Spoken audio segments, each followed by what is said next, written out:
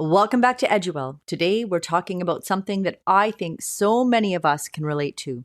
That feeling of coming back from a holiday and realizing you don't actually feel rested. You had time off, but it still feels like a blur of busyness, obligations, and exhaustion. In this episode, we're talking about what teachers really do to feel like they've had a break.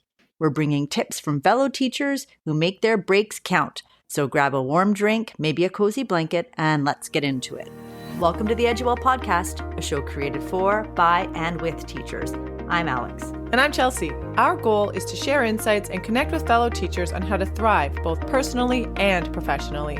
Join us as we dive deep into the well of information filled with relatable tips, practical discussions, and ideas that go way beyond the classroom walls. Let's be well and do well together.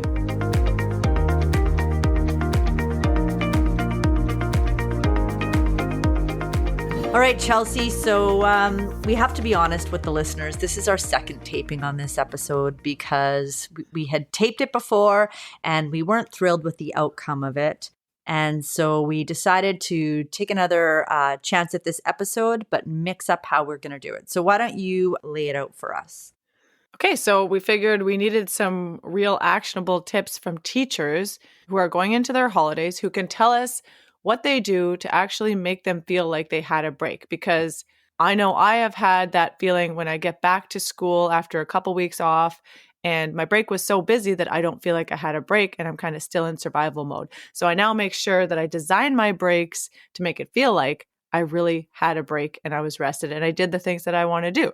So we're going to go back and forth on the tips that we got from our fellow teachers on what they are doing to make them feel like they had a break. So you're going to start us off?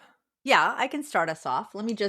I did a lot of these via text, just so you know, like I would just throw a text out to friends and then I would get essentially their permission to basically read the conversation. So this is my first one. Are you ready for it? Yep. Okay. I hop on a plane, sorry, and get out of my environment. Oh, that sounds great. Yeah, I did not respond. I was just like, okay. If you don't have money, maybe shutting off all the electricity and the internet and have almost like an indoor camping adventure. So I'm glad that opens up, the net to more people because I know that's a very expensive thing to just leave. If you don't have the money for the trip. That's right. And I was like, yeah, That's really good. She said almost like what they do on Sabbath, actually exactly what they do on Sabbath. And I was like, okay, cool.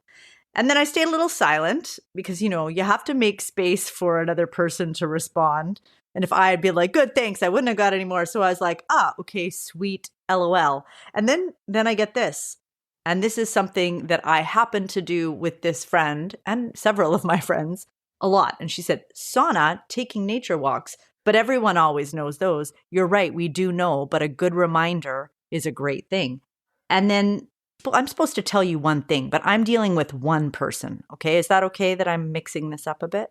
Sure. Okay.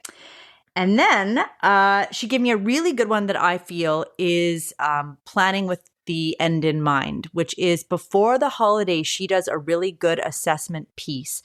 Because when she comes back from the holiday, report cards are due relatively quickly. So she gets some pretty current solid marks or a good start on something before the holiday. So she already has something for after the holiday. And that I thought was, the tip that is manageable for everyone. The trip is great for some and maybe not so great for others. But that last tip, I thought, yeah, that's really solid to have that in your back pocket. And so you can relax and not on holiday be thinking, oh, I got to get back. I don't have enough marks that are current and recent or assessments that I feel are still relevant. So yeah, there you go. Tip number one. Yeah, I would say that's the number one thing to do when you're going into a break is to be looking ahead and figuring out how you can design the break to fit your needs and how you can design your schedule afterward to fit your needs. So, we know that we want to have our first week of school planned. Let's say we're talking about January. Having that first week planned allows you to ease back into the school year a little more smoothly than if you're going back and you're scrambling for something. Even the first day, having that planned. I know I've just gone with the first day, but looking ahead to see what you're going to be doing on your break And then there's that front loading piece that comes into it too. I mean, I know for me, I'm always front loading everything in September, October, November, so that you're getting to that sort of downhill slope when you get back. That's the way I kind of see it. I've got the plot chart. It's like December is like the climax of the year. You've got all of these things happening. And then after that, you can kind of breathe and just start flowing. So that makes a lot of sense. I like that tip. And it goes along with the next tip that I have, which was set goals for your break. So you don't have to set big, overwhelming ones, but it's nice to have small, real, and achievable goals, things that make you feel good when you check them off. We all love doing that. The thing about breaks is that they are the time for you to do what you want to do. It's not the time for you to do what's expected of you.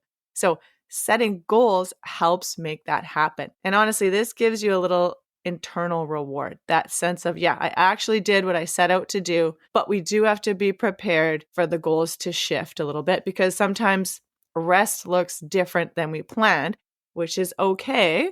And sometimes you're not going to get everything done that you want to get done on the break. But I think really one or two things that you can get done throughout that time that you really, really want to do is going to make you feel like you had a good break with a little bit of productivity in there.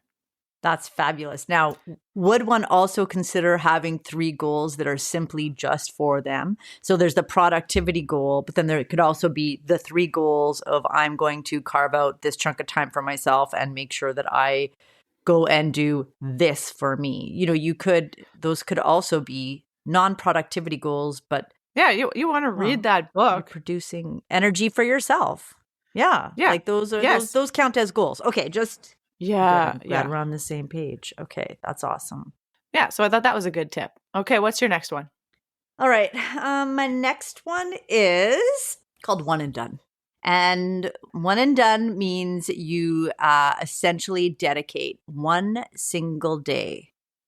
One single day, you map out your driving, you map out your plan, you have a list of to-dos ready to go, and you get it. This is aspirational. You get it all done in one single day. So when I was told this one, I really thought about the benefit of loading it all into one day. Now, if these are tasks that include shopping, which I'm guessing a lot of them do based on this conversation, you got to be ready to spend all that money in one day. It's nice to spread it out over time. But if you can get it all done in one day, you remove all of those transition times, the driving back and forth and going and doing small little tasks, and you get them all done at once. And then you're finished. You're fully finished. And this might not be for everyone, but it reminded me of a time where I was limited in time and I attempted to do this one and done. And the trick was to start super early in the morning and go figure out when everywhere opened and go be the only person in the store every single time. It removes an element of stress. It removes a level of hustle and bustle. And so, yeah, it's called the one and done. And it brought me to a deeper concept because I realized, Chelsea, I'm going to listen to your other tips, but a lot of these tips revolved around planning and preparing for the holiday. So if you celebrate Christmas or you celebrate Hanukkah or whatever it is that you may or may not be celebrating during that chunk of time, there's a lot of preparation that happens, and it's about the movement and creation of a lot of stuff for other people. So this was a theme that I got in a lot of my tips, just throwing that out there. So one and done means it's done in one day. Yeah, one huge time block, you get it all done. I think that's great. And again, you're eliminating certain kinds of multitasking there. So you're really focusing on that one thing and hammering it out in one day. I think that's awesome. You pack snacks. You pack snacks. Oh, yeah. Do you know what else you do? You also could have there's a term for this when you have errand friends. I have a few of them. I'm like, hey, do you want to run and go get gas together? Sure, let's go. You go and you do an errand with someone else. And then you could, it just opens up what you could do. You could split off and one person could go get this. You could go get that. You could really do it as a team, with your family members or whatever it may be. It's not for everyone. Let me be clear.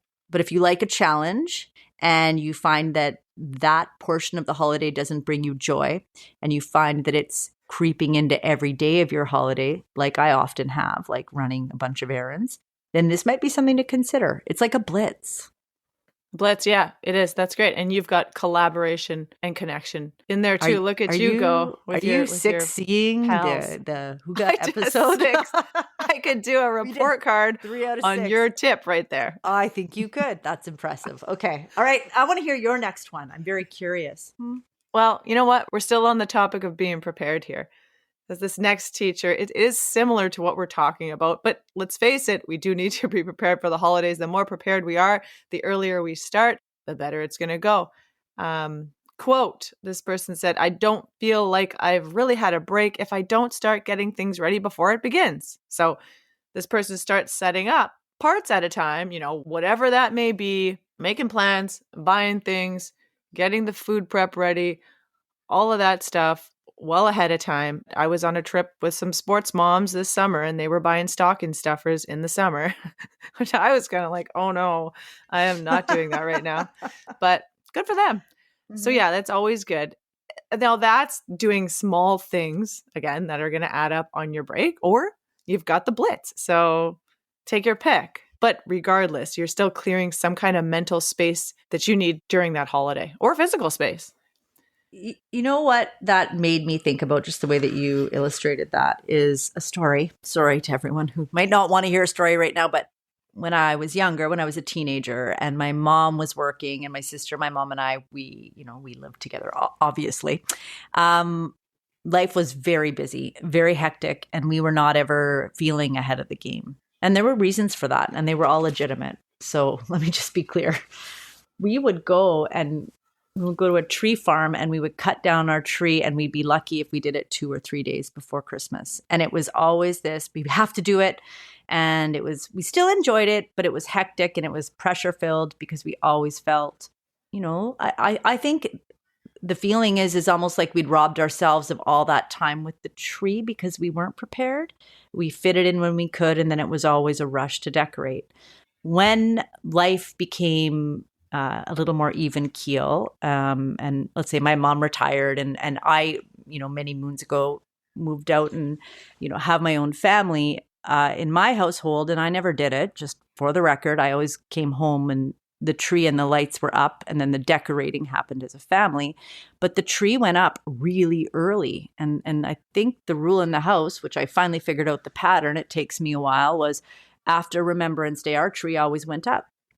And we got to enjoy the beauty of the season, the hygge of it all, the holiday, the beauty of the tree for a really long time. And it brought me to a space where I could be in the moment for longer. And it didn't just have to be about the 2 weeks. It was about the time before too. So my whole point, which I talked for way too long there, is that preparation piece allows you to enjoy the beauty of everything that season can bring, depending on where you live. We live somewhere where there's snow. We live somewhere where it gets dark early. So those white lights or those colorful lights in your living room, they can really bring you, a nice feeling if you get into it. So there's a story. Mm-hmm. Oh, that's nice. It's not all rushed and you can actually take it in. Yeah. And the compare and contrast for me is huge on how that feels versus how it Yeah. used to feel. Yeah.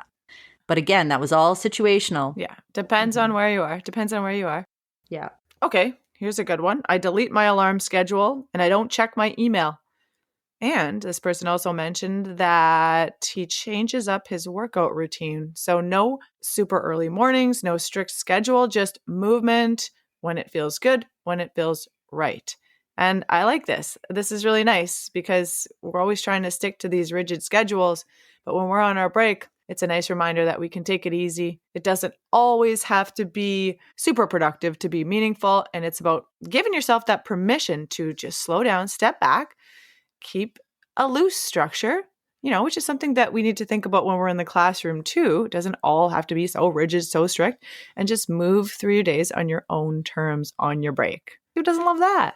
Coffee until 11 in the morning. I love that one. I think I can guess who that might even be from. That's a really good one. Funny how we have our own internal clock that says, "Oh, I need to go get the arugula. I need to go do this. I need to do that. I should be, should be, should be." Yeah. And like we already have that when you add on other people texting you or reminders on your phone or calendar reminders, there's that external pressure that we created from our internal. And turning that off that could be a godsend. How nice is that? That was really good advice from that teacher. Yep. Okay. Are you ready for another tip from over here? Let's hear it. Okay. This one's called Small and Simple. Oh, you named all your tips. Okay. Get there. Okay. Okay. Okay, queen of naming things and alliteration. I did because I actually figured you would too. So you didn't, and that's okay. That's okay. But Small and Simple is about being mindful about the stuff that you bring into the home. So if you kind of imagine how this time there's a lot of stuff that can come into the space, a lot of planning, a lot of items, and it creates a visual, it can create a visual kind of level of a lot of stuff and a lot of chaos. In my opinion, that's how it feels to me. Yes. Okay. Me too. If you ever decided in life to go like really small, like everything that you kind of bring in being small, not a small turkey, but like I'm not talking food here really. I'm talking about stuff. And smaller stuff means less wrapping. Smaller stuff means easier wrapping. Smaller stuff means easier transport from point A to point B. It means less chance of a slip and fall. I mean, the benefits. Oh, we're getting into health and safety now. Okay. It's been a few weeks. Yeah. So there's just a lot of benefits to paring it down. I mean, you could also, I mean, this is someone's idea, so I don't want to change it, but I just have to add something. You could add Small and Simple and then the word simplify, as in, even maybe less stuff, more time, less stuff, more experience. But that's a whole other conversation. So yeah, well, no, I don't even know if it is a whole other conversation, because really what you're saying is less stuff, more experience. That's what's extremely meaningful. And if we take some time to really think about what people need, it depends on who you might be buying for or getting something for. But a lot of people are moving to just experiences during these times instead of piling on more stuff. Well, I'm on board for that. I am too, but that's what Hygge's all about, is the idea of like, there's the gratitude component. There's the component of being present. And again, I'm going to say being grateful for what you have, simple things. And so I find that we bring in complexity into what could be a very beautiful time, because during the 2-week holiday, in theory, there's a huge element as a teacher that is removed. There's a whole bunch of, like, you're not working during the day. You're no longer around the same people and a whole bunch of people all day. It's a focus towards a lot more simplicity. In theory, we do tend to complicate it. And yeah, I've definitely moved towards a lot of these things, but I don't know about you, but I also fall into really bad habits all the time. And the reason I love the idea of simplicity is because there's a stop to it. I get hectic when I'm not keeping it simple. I do this thing where I bought one person another present, so I start buying the other person another present because I want to keep it equal. And then I buy, like, it's like this weird thing that comes over me. And so I need this way of thinking to keep myself in check so I don't ruin what should be a 2-week break. Okay. So my next tip, I'm going to choose the one that is related to everything that you just said. And it's actually my own tip. You're welcome. It's from me. Thank you. Okay. And that is about what's influencing you and what are you consuming. So what are you bringing in, not only to your space, but to your mind? I mean, you're talking about a level of comparison, right? You're talking about what are we seeing and what should we be doing all the time? And like, let's think about what the kids are seeing. I mentioned to you last year that there was the boo basket trend going around. That was this thing on social media where everybody was buying little baskets full of Halloween stuff and they were giving them out to their friends, kids. And so, of course, my child was like, I have to go get boo baskets for everybody I know. And Oh. I'm thinking, I don't think you do. Just have some fun on Halloween. And it was just like she felt like she had to do it because this is what we're seeing. So on my break, I'm mindful of not only consumption, especially around social media, but also what am I physically consuming? I know you said don't bring in the little turkey, and hey, I'm agreeing with you on that. And I am going to enjoy all of the foods and all of the great delicacies that come along with the holidays. But I've really learned to make sure that I'm maybe limiting in some areas so that I am not waking up puffy over the bag of chips from that Oh, night. I'm not saying there's yeah. anything wrong with eating the chips. Love the chips. But sometimes you got to just pick and choose when it's going to happen. What are we eating? What are we drinking? How do we want to feel the next day? And so that goes along with being able to design how you want the next day to look. Consumption is a big deal. I don't even know where to start with everything you just said. It's like there's an expectation inflation with that boo basket that you just mentioned. And at Christmas, it's illustrated by what's called the elf on the shelf, which my kids are much older, did not have to go through. So it's real cute for the first few days. But I know many of my friends as parents, like they're like stressed out as to how they're going to one up it. And it becomes, I don't know, I think it becomes too much. And again, that's just an example of expectation inflation, and you're on this hamster wheel doing this. Why? Because, and who is benefiting from this? And I always ask that question. Who is benefiting, right, from the boo basket? Like, who created that to make money? Is the environment benefiting from that? Yeah. Or is our mental health and well-being benefiting? Are we all better because of Elf on the Shelf? Now, hey, if you love it, then yes, you are benefiting, and that's fantastic, and go for it. Yep. But I think another thing that was a takeaway when you talked about the turkey, and yes, we do have to, and yes, I resonate, the puffiness, that resonates with me, but not letting tradition and the fact, and I love tradition, I love it, but because we've always done it, there are moments in life where you have to call uncle. I better find out where that term comes from. And say to yourself, or within a conversation to your family, this year we're going to have to do it a little bit different. And it can be a one-off, right? You can put a pause sometimes on a tradition that is going to create stress in a family. You don't have to be devastated that you've had to let it go for a year, even though it could be because of a devastating reason. And we've started in our family kind of saying, we might have a year where we just have to order in, and that's life. It might just happen, like opening up your mind to solutions for when times are too challenging to replicate tradition for whatever reason. So I just threw another tip, but I just got that tip from you. So that's a tip from me, inspired by you. Yeah, and my family came across that by mistake. We tried to pack everything in on one day for the last few years, and then we just couldn't do it because someone was working shift work or something like that. And so we had to split it up, and it just worked out so much better. We could actually focus on what we were doing. No one was running from place to place, which really takes away from your experience. And we haven't changed it since. Now that's how it is. Yeah, for sure.